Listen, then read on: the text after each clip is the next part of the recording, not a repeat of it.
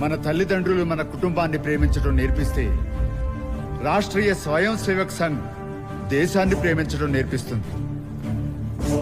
మన దేశం ముక్కలైందంటే కారణం మనలో ఐక్యత లేకపోవడం, ముఖ్యంగా దేశభక్తి లోపించడం.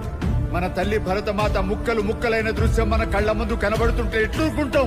మాతృభూమి అఖండ స్వరూపాన్ని తిరిగి దర్శించుకునేంత వరకు మనం విశ్రాంతి తీసుకోరాదు. దేశం కోసం, ధర్మం కోసం చేసే పోరాటంలో ఏ త్యాగమైనా చేద్దాం. నమస్తే సదా వత్సలే మాతృభూమే, నమస్తే సదా వత్సలే మాతృభూమే, త్వయా హింద్